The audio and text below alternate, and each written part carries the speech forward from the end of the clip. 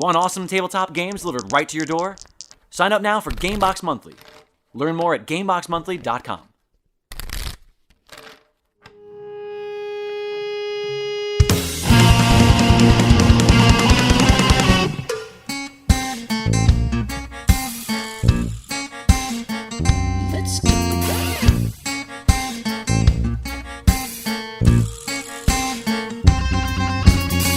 Hello, welcome to another episode of Elaborate. Thank you so much for tuning in. As always, I am your host, Jake Lloyd. Thank you so much to everybody who came out to the Phoenix Film Festival last week to screen my feature film, Pinch.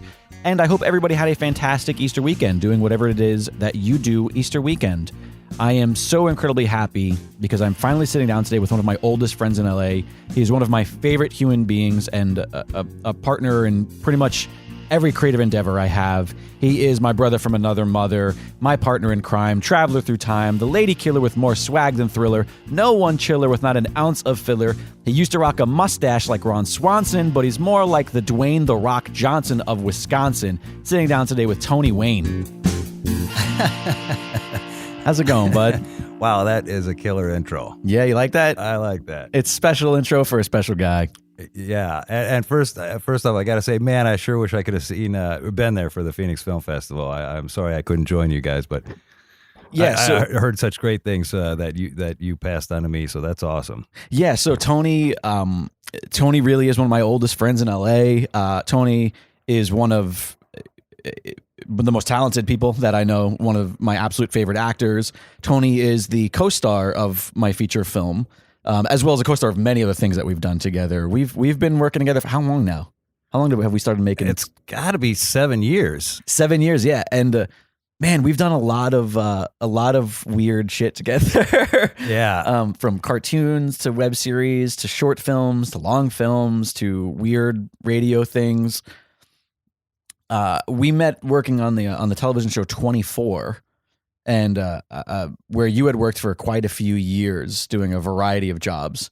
And I was brought in just for the final season. And for whatever reason, we kind of clicked. Why do you think that we clicked? Mainly, I think, because you just kept sitting next to me and bugging me. I don't know. That's fair. That's a fair assessment. Maybe the same sense of humor. I remember early on, we were working together at 24.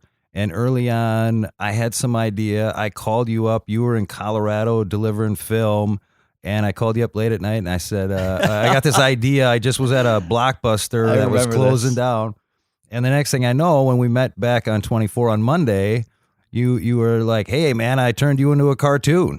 and that was Days of Wayne. And that's, I think, where it all started. Yeah, I was doing post-PA work and I was delivering, like, a lot of times when you're doing a production assistant work, and I think it was for a reality TV show, like they actually have to hand over tapes and media. You can't mail stuff.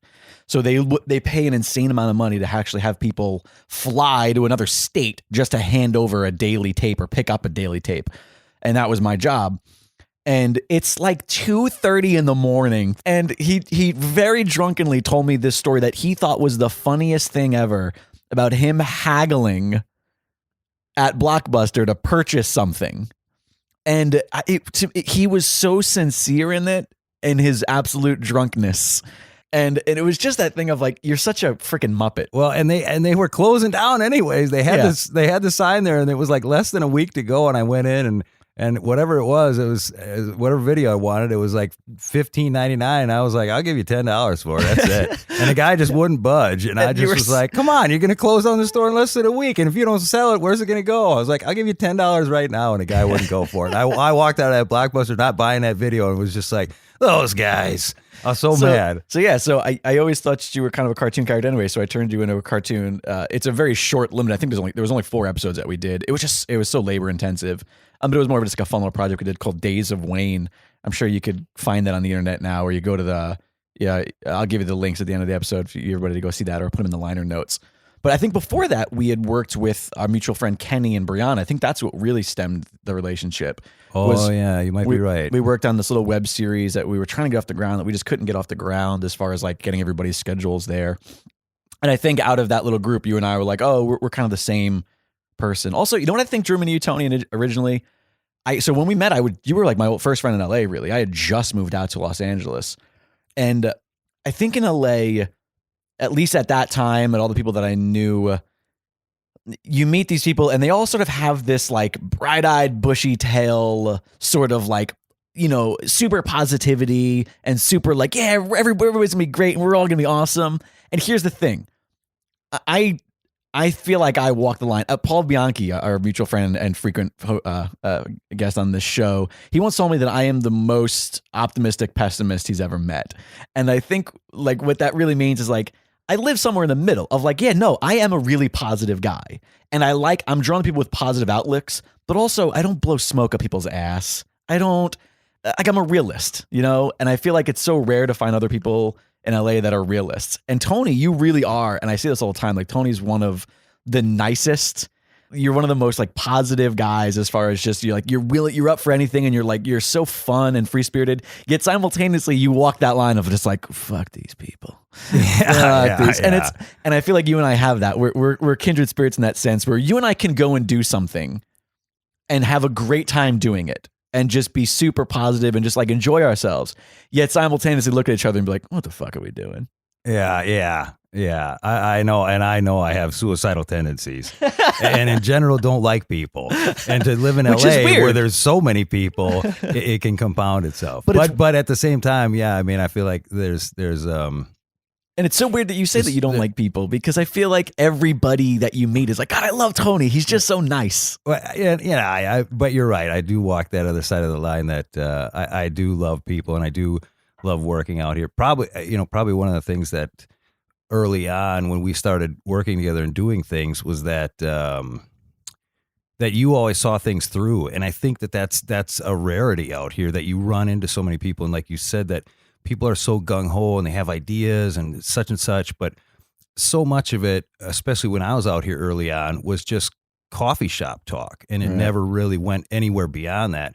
So then when I met you and we were working together and things got done and they were edited and put out there and people could see them, that was very refreshing because I think that's like a 1 in 10 type of thing because you can work with like 9 out of 10 other people and it never gets out of the coffee shop or maybe it gets out of the coffee shop and maybe you film a few things, but then it never gets edited, never gets done. And that can be very discouraging. I think there's a lot of people who have that early excitement and then that excitement drifts away and they don't get their projects done. But I think that's one of the great things that me and you have done so many things, like you said, from the little stuff, the little internet stuff, or even the little stuff we've never even shared with anybody, to going to like, oh, okay, now we got a short film. We're going to go into a film festivals. Now we got a full length film Pinch that you mentioned that we've grown and grown along the way. Yeah, and it's very symbiotic. And not to turn this into just like an "I love you" contest, but it's very symbiotic because I appreciate you saying that I see stuff through. Simultaneously, like honestly, one of the only reasons that I did see stuff through early on was because I had you. Was because I was like, oh, here's this guy who I click with, and you and I could not be more different in certain ways. There's a decent age gap between the two of us. We come from very different worlds. You're originally from Wisconsin. You are like definitely a Midwesterner. I like country music. But you're very like I am the fast talking, crazy, neurotic New Yorker, and you are like the very slow paced, chill. Your favorite thing to do is just like sit on the patio and have a smoke and a beer. Yeah. Which is also, by the way, the number one direction I get from Lloyd when we're working together is. Tony, you got to pick up the pace. You got to talk faster. Could you hurry it up? Could you hurry it up? Which he is not wrong because most of the directors I work with always tell me that. Yeah, you got the slow talk. Because I remember when I first went to Wisconsin to bring our featurette that we made, this movie called The Skull Rosary we made together. We brought that to your hometown. And I remember thinking like, oh, I've met Tony. I've met Tony's brother. They both sound exactly the same. You both talk the same way. And I was like, oh, this is like the Midwestern sound. This is just how people talked. And then when we went to your hometown of Eau Claire, Wisconsin, and I met other people, I was like, oh no, they're just a weird family who talk weird. Yeah, right. Because everybody else in that town doesn't sound like you. You guys have a very distinctive language, a distinctive delivery, but it's part of your character. It's part of your charm. Yeah. In fact, a friend of mine, booked a role. He wasn't from Wisconsin. He was a friend of mine who I met in New York. And he was living out here now in L.A., and he had booked a role as an Eau Claire police officer in a documentary-style show that was about a real case in Eau Claire. And he asked me if he could come over, and I would record all of his lines. I would speak all of his lines so he could get the Wisconsin dialect down. And I did that, and that guy went and practiced my dialect. And I was telling a fellow Wisconsin friend about that, and they just were like, "Oh no, not you, not you! You don't sound like a regular Wisconsin person." And I just thought, "Oh, that's perfect. Hopefully I didn't mislead that." Yeah, guy. you ruined that guy. That guy showed up, and they're like, "What is this idiot doing? What is this weird accent?" Yeah. I love your voice, though. In fact, you're actually the voice of Dragon Wagon Radio. At the Stinger. Yeah, right? You're the voice of the Stinger. You have that timbre, that deep timbre. Which is another reason why I had to turn you into that cartoon for Days of Wayne, because I just think your voice it lends itself to the cartoon. Yeah, well, thank you. My dad always had that voice. Yeah. Yeah, my dad always had that. My dad loved Elvis. He loved singing Elvis, but he always had that deep voice. He was also a member of the State Patrol for a number of years, and so he had that deep sort of cop authoritative voice. Yeah. And your brother has the exact same tone. Your brother also has a similar deep. I think you're a little bit deeper than he is. He's a little bit higher pitched, but you guys all have that sort of which is strange too, because I always looked at my dad as that type of adult, that authoritative figure. Yeah. And I may have his voice, but for me, like, I feel like I never grew up past like 28 years old. If that, like, I still feel like a kid. Like, I still, even in watching, like we were talking about Pinch, when I saw the screening in Laughlin, our first screening in a film festival, and I'm looking up at the screening, and this is the first time I've seen the final cut, and all I could think was, man, I really come across as an adult in here. I'm fooling a bunch of people. Yeah. And I think that's going back to why you and I clicked. I think that's part of it. I think I'm sort of a curmudgeon old soul, and you're like the youthful guy that's your age. So I think like you and I kind of meet in the middle somewhere. Do you know, like, you and I are both kind of the same age, emotionally, maybe. Yeah.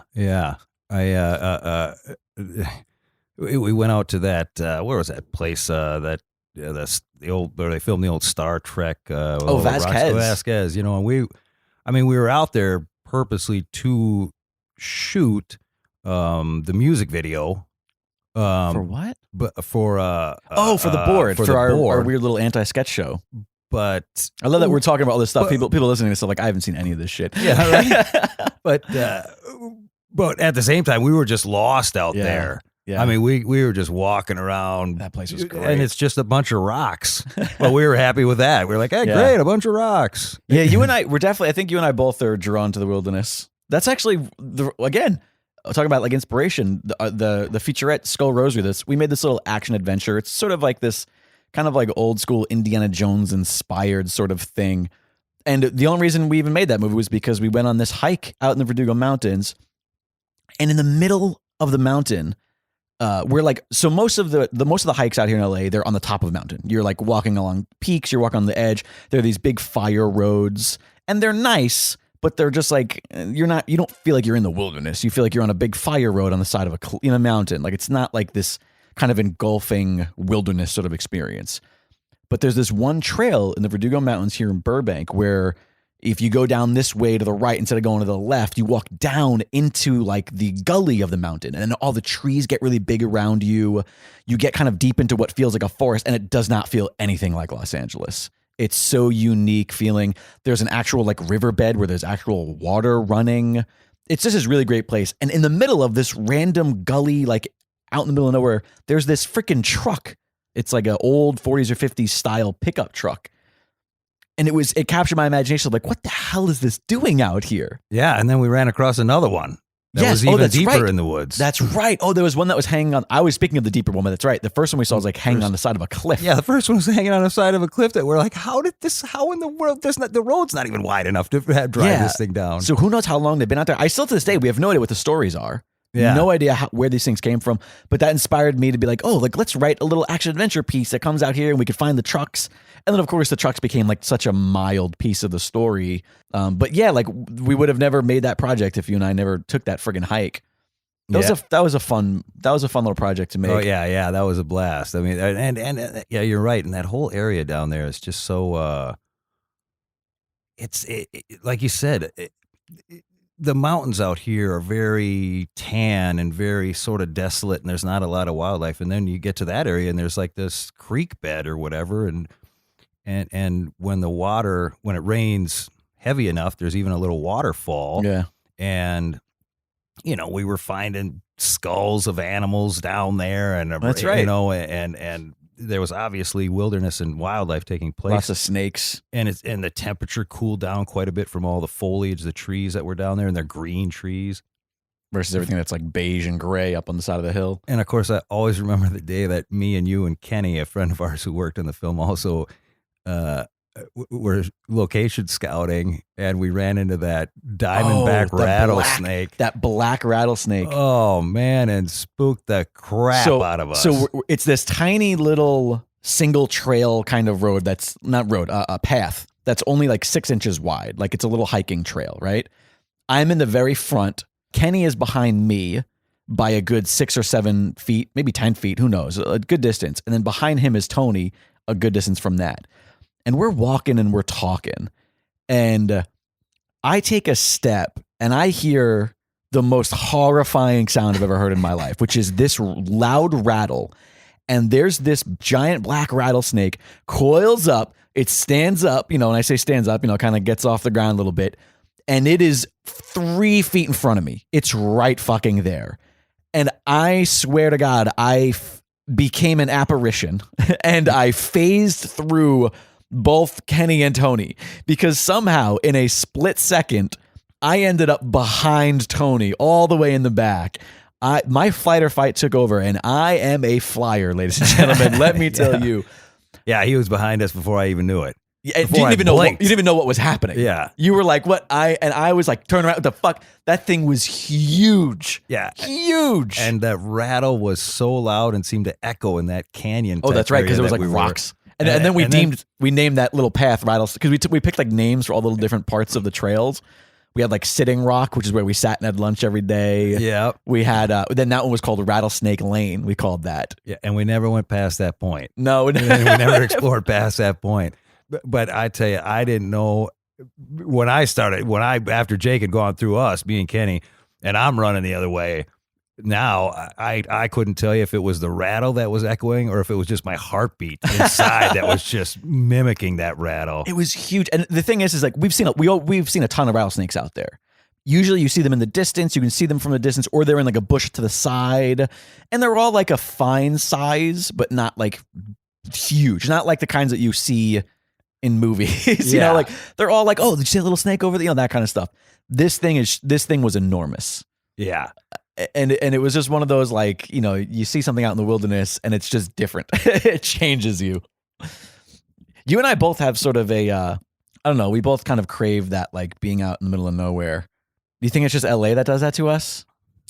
I think too, coming from Wisconsin, like I grew up, and where me and my brother grew up, my family grew up in Wisconsin, our backyard just led into the forest. And so we spent so much of our time on trails. You were real country kids. Yeah. And so coming out here, of course, the appeal of getting away from all the traffic and all the overpopulation is to get out into those desolate areas. And I just love that.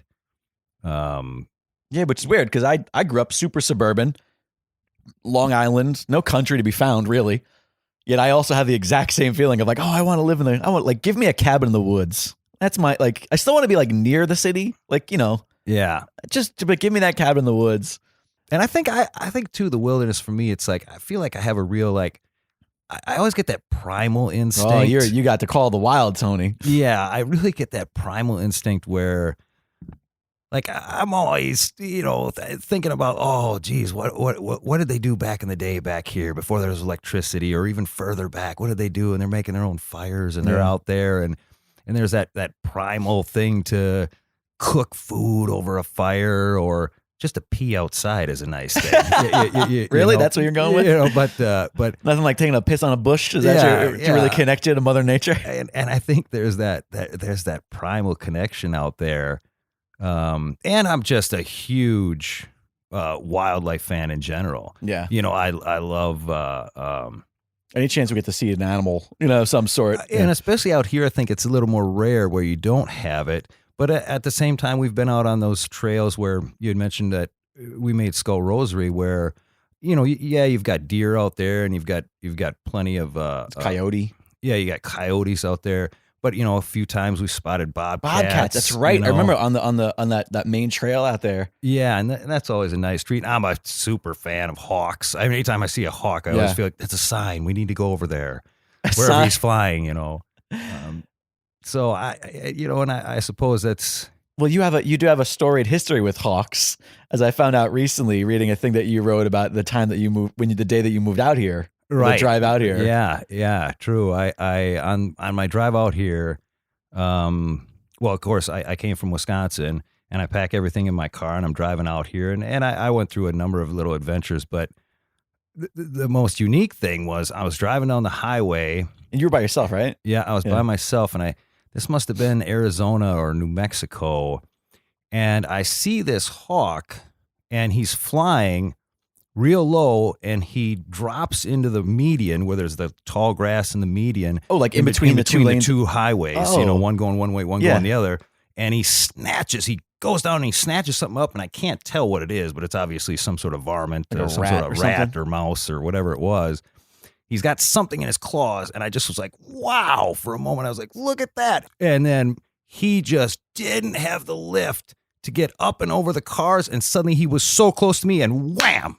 He hit my windshield directly on, and then he slid off the passenger side. But on the sliding, is he still hanging on? He's still hanging onto the thing. He's still hanging onto the varmint, and he slides off the side of the passenger side. But as he does that, he gets caught up in my radio antenna for just a second and pulls the antenna with him and goes flying into the next lane. I look in the rearview mirror, and he gets run over by another car. Oh my God. God. And I was like, oh, this could not be a good omen.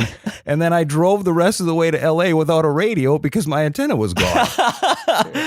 You had like 7 hours left. Still. Yeah, so I still had time left in silence. Oh my God. It was such a strange experience. That is bizarre as hell. I almost turned around. I was almost like, maybe I'm not supposed to go to LA. But I was like, oh, maybe that's just one of those things you got to get through, and it's a passageway on your way to LA. I don't know. It was such a moment of like, wow, look at that hawk just grabbed that thing, and look at how close he is. Oh no! Wham! And he hit the windshield. Did you? Man. What was going through your head before that? Like, were you like all like chipper about your move? I was back and forth. The long time dream of mine, I guess, was to move out to LA for so long, and then when I was going to do it, of course, it was very scary, especially because I was moving out here by myself. I only knew one person out here. And, so that whole transition, I suppose it's like anything else in life where those big moves, you have some of both sides where I had a lot of excitement to come out here, but there was a lot of the other side of me that said, you could easily stay in Wisconsin. You're comfortable. And how old are you when you moved out here again? I was 20 or no. I was 30. I think I was 30. I was about to turn 31. Gotcha. Because I kept telling my friends that on my 30th birthday, I would be on Venice Beach. Well, I was still in Wisconsin at the time, and my 30th birthday came up, and a couple of friends of mine had tricked me into leaving my apartment, taking me out for a couple beers in the afternoon. And then when I returned to my apartment, there was a sign on the outside door that said, "Welcome to Venice Beach." When I opened the door, they had filled my entire apartment with sand and had a little kiddie pool filled with water in it. And a couple of the girls from the theater company that I was working with were dressed in their bikinis, and I think they had a sun lamp in there, and they were making margaritas, and and it was such a nice thing. It was one of the few birthdays I'd remember in particular, because a lot of them just kind of go by and you don't remember exactly what you did. But that one I remember because they had went through all this effort because they knew my dream was to be on Venice Beach by the time I was 30, and I wasn't. So they brought Venice Beach to me. And were you like kind of depressed leading up to your birthday because you? And I was because I was like, man, I really thought I'd be here by the time I was 30. And so then I think it was the next year. I think it was when I was 31, I ended up on Venice Beach out here. It's funny too. I feel like I feel like in some ways I've made moves when a person normally wouldn't make moves. I feel like a lot of people that I've talked to, they make moves when things aren't going well. So they want to shift gears. Yeah, get a new start. And boy, I can hear that helicopter. We call those ghetto birds here in LA. That's terrible. That's terrible. But they're constantly out here, these helicopters. But a couple of my big moves, I think, was one, I was in college and I'd been there for 4 years. I was lucky enough to get some of the bigger roles as a theater actor. And you did a lot of Shakespeare and that kind of stuff, right? Yep. Yeah. I felt like I was in a great position. And really, I just took off and went to New York with a friend and had to start everything all over. Now, when I returned to Wisconsin, me and some friends had formed a theater company, and the theater company was going really well, and I was really liking what I was doing. And at the same time, it was like, I gotta pull up and get out of here and go to LA. It's like I feel like in some ways there's almost like a sabotage part of me that gonna say, yeah, like things are going really well, I gotta get out of here, right? And then I've taken off and gone to, and then when you do that, you got to start all over, in a brand new city at the lowest level. Is it sort of preventing yourself from failing? Is that sort of what it is? Like, oh, if I get out of here now, this can't go wrong. You get what I'm asking, right? Yeah, I don't know. I never thought of it like that. I've questioned myself later on. At the time, I don't know if I noticed what I was doing, and then looking back at things, I'll look back and say, it's funny I left then when things were going so well. But I at the same time, I suppose I can look at it and say, well, things are going really well. Maybe now is the time to move and try to step up your game. So where it's more about riding the momentum. Maybe it's like being a simple guy. I consider myself just a simple guy from Wisconsin, and when things were going so well, I was like, I'll take the jump up and let's move to New York. And then, going back and being back in Wisconsin, and once again, it was like, all right, things are going great. Let's try to take another step up and go to LA. And it's all following. I feel like I've been such a tunnel vision person for the idea of a career in acting, but also just the absolute love for it, that I've just been so tunnel vision that a lot of things are set aside. Right, yeah. Other elements that a lot of people enjoy in life, I've set aside just because I have been so you tunnel visioned about you that. And I have talked about this before about like there's a certain amount of sacrifice that you just kind of have to make, and there's a certain amount of acceptance. I remember once somebody asked me like, oh, what do you think the key to success is in LA? And I was like, well, first off, I don't know, because clearly I haven't succeeded. So what the hell are you asking me for? But two, I'm like, it's kind of like being an alcoholic. Like you have to take one day at a time, and it's it's acceptance. Like you have to accept the fact that there's a chance that when I'm in my 60s, I'm still going to have a 25-year-old roommate, not married, no kids, and still doing exactly what I'm doing now.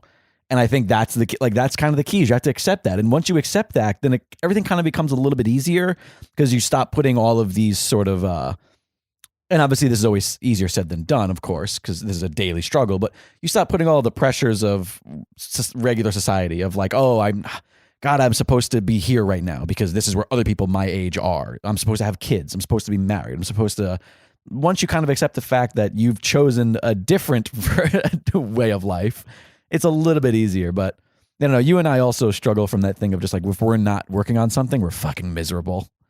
We both suffer from that like still crazy depression. Yeah.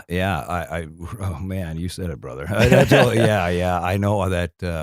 I think part of that comes out of not having that project to work on, not having somewhere to channel that energy, whether it's just a small little thing or whether it's a big thing that you're doing. At least you have an outlet for that artistic energy that you have built up inside of you. And I feel like you and I have this weird sort of cycle where it's almost like, imagine wavelengths, and it's sort of like at the top of the wavelength, we're happy, we're working on something, and the bottom of the wavelength, we're kind of depressed, right?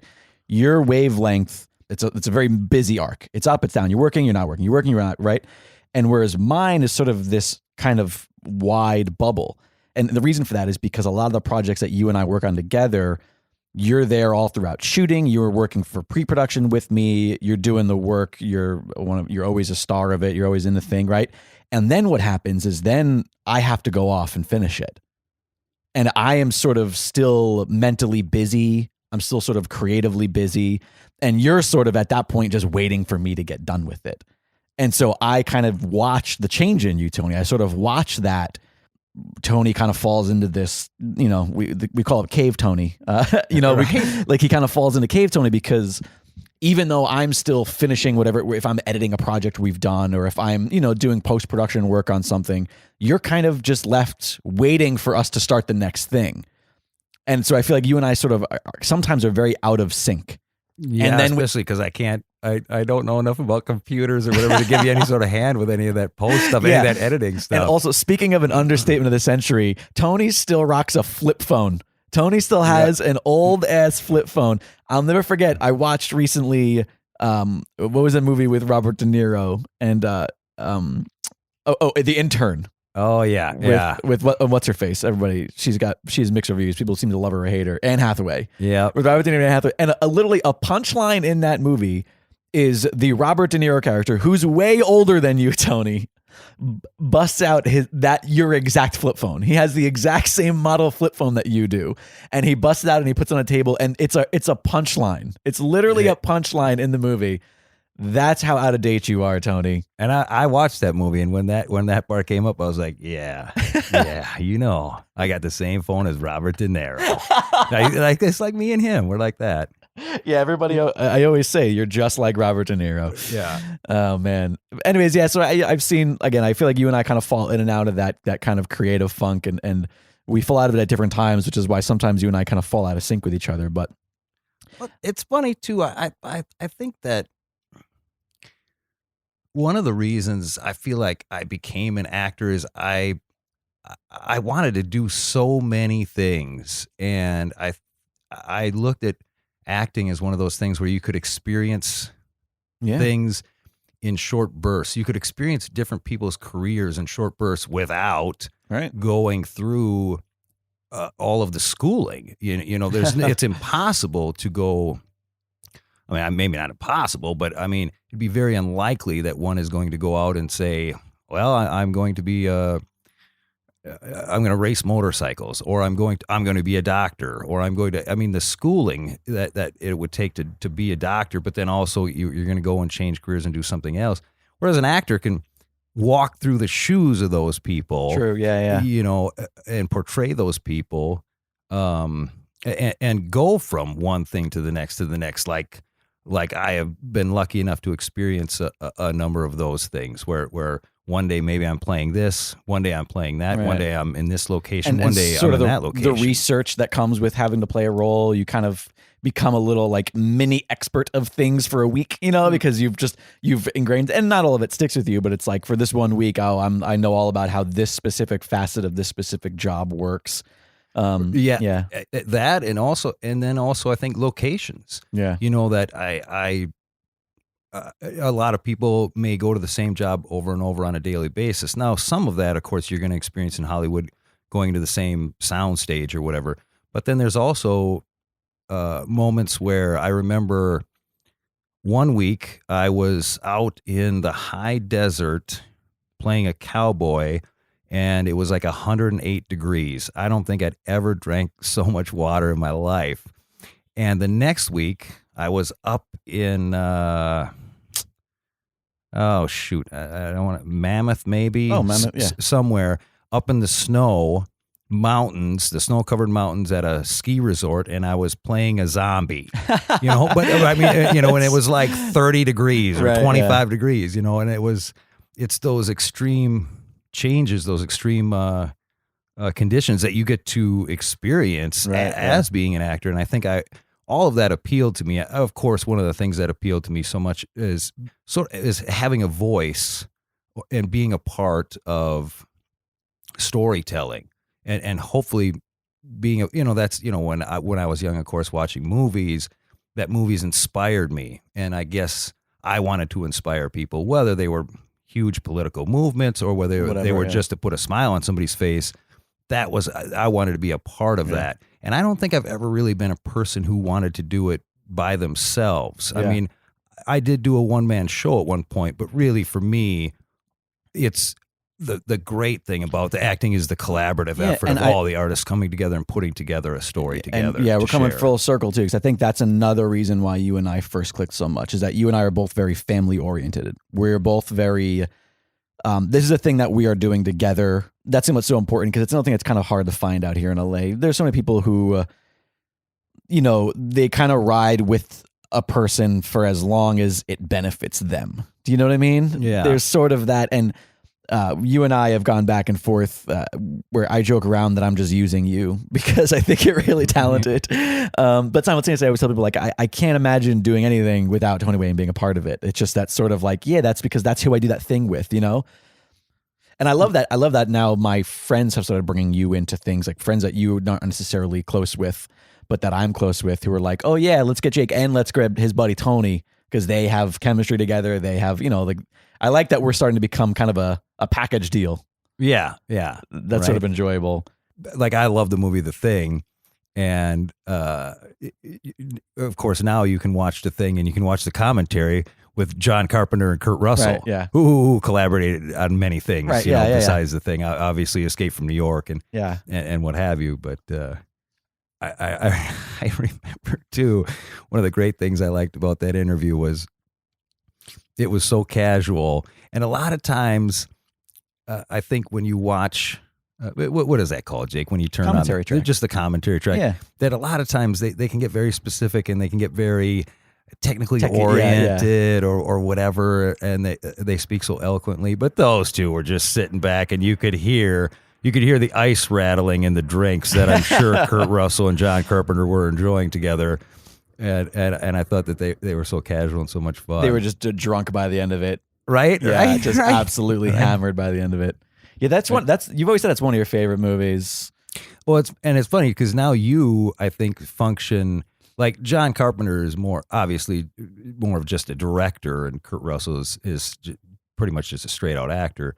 But I think you function, Jake, as we have that relationship, but you function not just as a director, but more of as the old school from the theater, the old stage manager, where the stage manager would direct and be one of the main actors, Yeah, and I think that's another thing that you said, that like, oh yeah, I remember once you gave me this, you were like, Jake, you remind me of me when I was running the theater company. And I remember you saying, like, I'm so glad that you're you now and I'm not you. Yeah, right. I think the great thing about that is one of the things that I gave you for your birthday one year was an old school Star Wars trading card. And I think it had C-3PO on the front of it, but on the back it had a quote from George Lucas that said, I made Star Wars because nobody was making this kind of movie, and it was a movie I wanted to see. And when we started the Bare Bones Theater Company, I think part of it started, it was a collaborative effort. That's what it was called, right? It was called the Bare Bones Theater Company. It was called the Bare Bones Theater Company, and it still exists to this day. But part of it, one of the reasons it started was I walked into a coffee shop one day and I sat down to have a coffee, and I thought, boy, it sure would be cool to see a little group of actors preparing right now for a show tonight. Right. And I thought, nobody's going to do that. I'm going to have to go out there and do it. I'm going to have to go out there and make that happen. Yeah, make that happen. Be the forefront to that, or get together with some friends who I know are going to go with me on this little project and go ahead and do that. And obviously I see that in you, and that's what I meant by that comment, is that you're going out there and making movies that you want to make, that you want to see, in that same vein. I appreciate that. Yeah, I feel also too that I've changed you as far as movies goes, which I really enjoy. You said to me just a couple days ago, like, yeah, I just can't watch like big blockbuster movies anymore, which is great, because years and years ago, I remember I would try to get you to watch some of these like indie dramedies that I'm really into, the ones that kind of really affect me. And I have a vivid memory of your face and your response because you looked at me with such a frustration of like, Jake, I fucking hate Life. I don't want to watch Life on fucking on a movie. You were like, I just want to like escape. You were like, I don't want to watch some shit that I have to actually deal with in my own life. Your big movie at the time was Avatar. You were like, Avatar is my favorite movie because it's like you go on this adventure and you just escape and I understand that merit. I get that. I think there's room for that.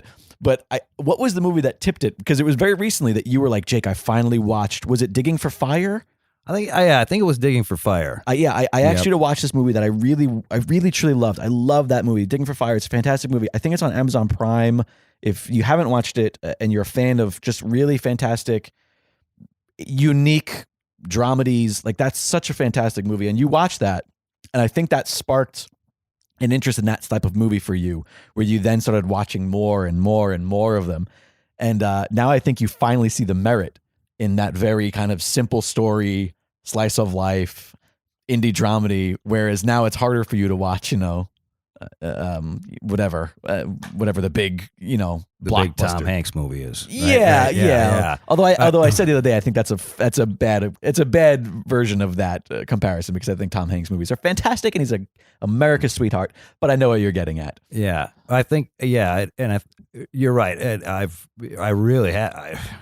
I really do like all the indie films. I think one of the other things that brought me into that world is, although I have been doing a number of independent projects since I came out here, especially short films, and went to some film festivals, I think with us doing the films that we're doing and then us going to more film festivals and us experiencing more of those indie films and those lower budget films and those smaller pieces that aren't these big $150 million projects with all kinds of special effects and explosions and things that, but simpler stories that are more slice of life. When we see other people's projects in the film festivals, you gain more of an appreciation, and the general public just isn't exposed to that, right? Yeah. Because those movies aren't going to be in their movie theaters, right, unless they have a local film festival come through. Where now, of course, and where would you find those years ago? That was the other thing, is where would you find those? Right. Because they're not going to play. It took a lot of work. It took a lot of work. You had to really seek them out. Yeah, and the only place you could really do that was film festivals. But now, of course, you've got Hulu and Netflix and Amazon and all these outlets that are readily available, and there's are more showing, of a need. showing all of those. They want this content. Those great smaller films. And I think that absolutely pertains to me and the people I worked with in the Bare Bones Theater Company, bringing a number of straight plays, short plays, long plays, whatever, but especially by authors that people are not going to see, and we're bringing them to coffee shops and bars, right? Small venues. And most people, their theater experience would be only if it came through, a traveling show came through into your big community theater, right, yeah. Or if you're taking a trip to like New York and you're going to see something on Broadway, and then those again are going to be all your generalized big shows, right. that Cats and what have and you. I know, so you were sort of doing sort of like an indie rock band theater company, like right. It was sort of like a very cool sort of. And did you guys kind of travel with that at all ever? No, we had discussed it, but no, we didn't. But I mean, we were turning Shel Silverstein poems out of Playboy magazine into plays, and we're also doing Pinter and David Mamet and a number of authors that the general public isn't going to see it as a theater experience. Right. They're going to see the big blockbuster, mostly musicals, right, mostly musicals, and that's just like film. Most people are going to go and see whatever it happens to be, whatever the big blockbuster is, what the big action hero is, or whatever, as opposed to the smaller film festival films. Yeah. I love the fact that you're sort of kind of embracing my world a little bit more, because I think it's going to inspire the work that you and I do in the future, which I'm really happy about. Also, we don't always. I do like that you and I aren't always on the same page either, which sometimes is good. It's, a lot of times that has to do with comedy shit. We did this. I remember we did this stupid bit. We had this like anti-sketch show that we did called The Board. It was a web series, and it was sort of this short form comedy shorts show. That's what we called it. And there's this one bit that you had this idea to do David and Goliath using a Brussels sprout as David and a cabbage as Goliath. Yeah. And I was just like, this is the stupidest thing. And you made these little props. You made a little slingshot and you made all, and I was like, Tony, what? And it was just a quick little 5-second, this very short, dumb bit. And as we're making it, I was like, what are we doing with our lives? And I remember we brought The Board to a film festival as like a special preview of what was next for us, because we were invited to screen The Skull Rosary and do a little workshop on no budget filmmaking, And we thought, let's give these guys a little surprise and let's show a little bit of The Board because it wasn't out yet. That was the biggest reaction we got. That got the most laughs. This ridiculous, stupid pieces of vegetables that I tied to I tied with fishing line so you could control it up and down with the little Brussels sprouts were tied to pieces of fishing line so you could move them around a little bit. I want to say that's the opening to episode 3 of The Board. I think it's Red, and I think it's number 3. It's the opening of that. So if you find The Board web series online, if you go to www.theboardwebseries, I think that's where it lives. But oh my God, I remember when we were shooting that, just being like, this is stupid. And every single time we've ever showed it, that has gotten the biggest laugh out of anything that's on that at all. Absolutely. Yeah, and when you're right, you're right. Yeah, and it was fun, but it was also like there were moments of disaster when all the fishing line got tangled together, and I remember Josh trying to untangle them, and oh my goodness, I had them. And then a cop walked up to us. Oh, that's right.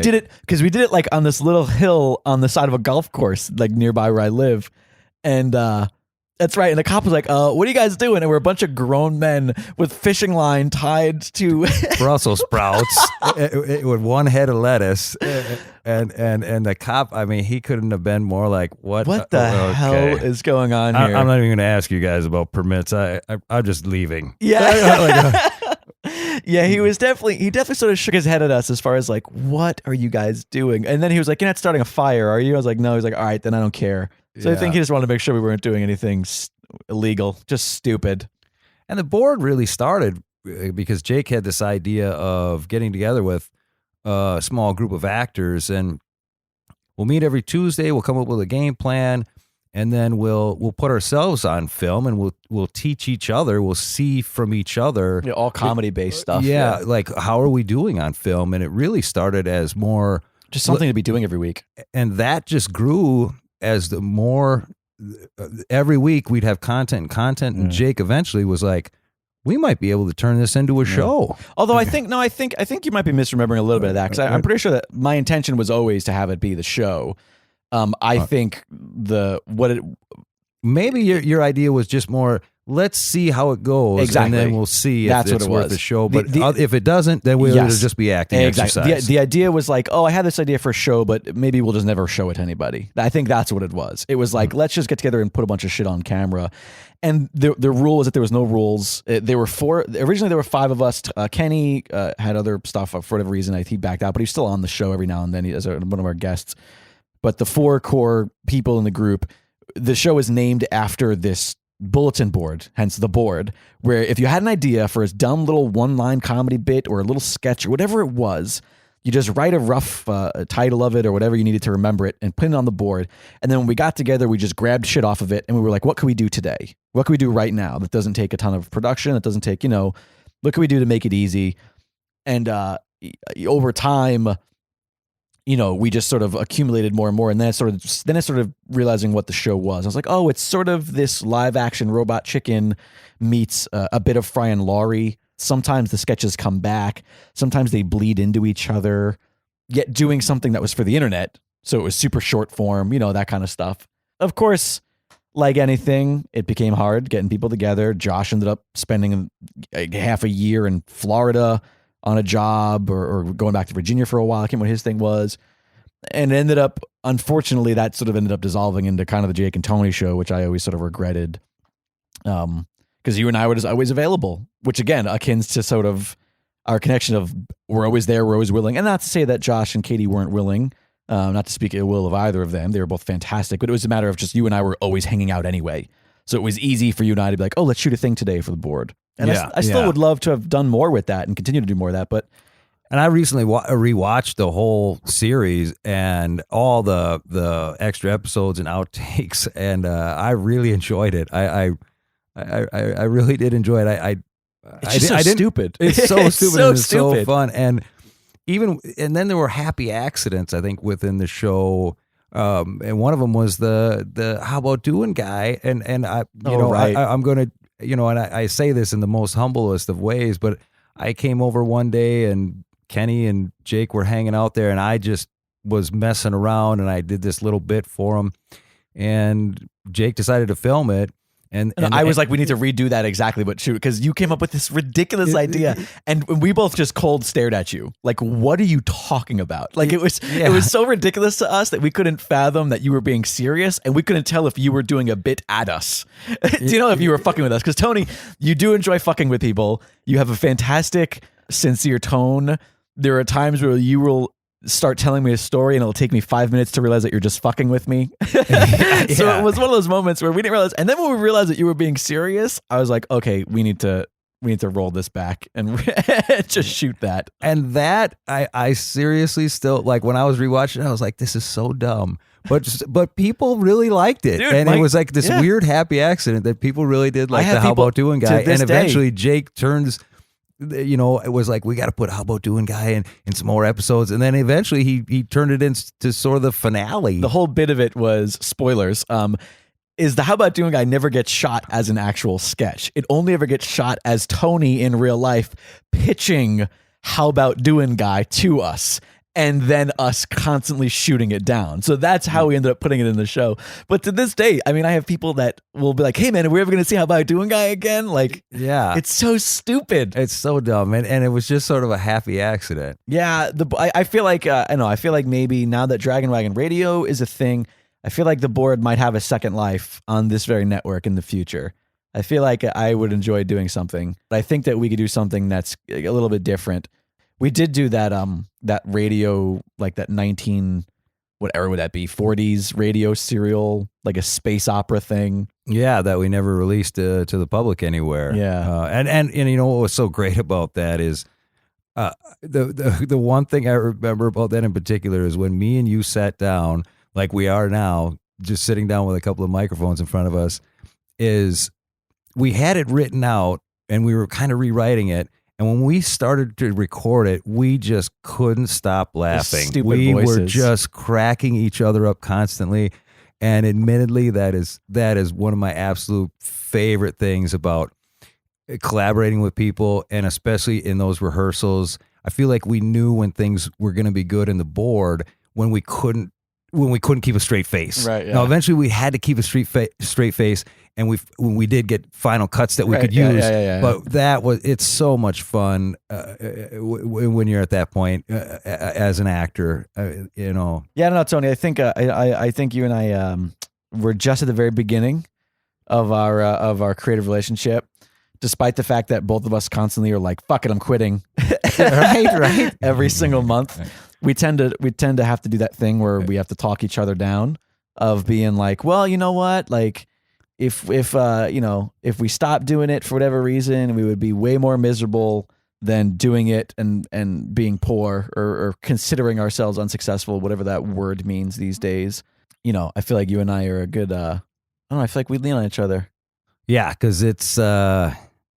Boy, LA, it's tough. It's just like they say, the big cities are a tough place to live. And, it's those little victories. Yeah, little victories. Those little victories go a long way. That go a long way. And, like we were just talking about that old school radio drama piece that we put together. Right. I think it's like 3 minutes long. We've never released it to the public, but how much fun did we have doing it that day? It was just some stupid thing that we got done. Exactly. Tiny little victories that just that keep you going. Certainly. Well, Tony, I feel like this was sort of a very let's talk about all the shit we've done kind of conversation. I apologize if we didn't delve into any of our personal issues really like we should have. But will you come back and continue to chat with me and we can talk about shit that's not the work we've done? Absolutely. Thanks so much for having me. Yeah, Tony, you're a gem of a human being. And it is always a pleasure. I would promote shit that you have on the internet, but you don't even have a Twitter or an Instagram because you don't have a flip phone. How would you even use it? How would you even use an Instagram? Yeah, right. I don't know. I know I can point people in the right direction of your page, the three principal productions. Yeah, sure. Let's do this. If you want to see a bunch of the crap that Tony and I have done, you can visit 3principlesproductions.com. That's 3 spelled out, and principles is spelled PLES. Yeah, I did a great job of naming a production organization that has like 5 different variations of a way to say it. It could either be the number 3, it could be this, but it's not. It's 3 spelled out. Principles, PLES, productions.com. You can see web series we've done. You could see short films we've done. You can see the trailer for our new feature, Pinch, that's doing festivals right now. So you can check all that stuff out. You can also go to Twitter at 3P Creative is what the Twitter handle is for that. As always, you can find me on Twitter at Liquid Jake, on Instagram, Jake Lloyd. And as always, follow It's Dragon Wagon on all social media. Thank you guys so much for listening. We hope you have a fantastic week. We will see you again in another one. Tony, I love you, bud. Thank you so much, Jake. I love you right back. You guys, you don't get it. I'm sitting here. He's just so handsome. He's got this face and this beard, and his name is Matt Kessler. Matt, you have a podcast. I do have a podcast. It is called Too Many Records. It is an extension of a YouTube show that existed already called Too Many Records. And it's because I have a lot of freaking records. What's a lot of records? I have about 1,500 vinyl LPs, and it's growing by the day. Yeah, so on the show, I talk about records. I nerd out about music with people, and it's a real good time. So I hope you'll listen if you like tunes. You go to iTunes or Stitcher, and you can download it there, or go to toomanyrecords.net. I have an old Hall & Oates record I'd like to sell you. Nope.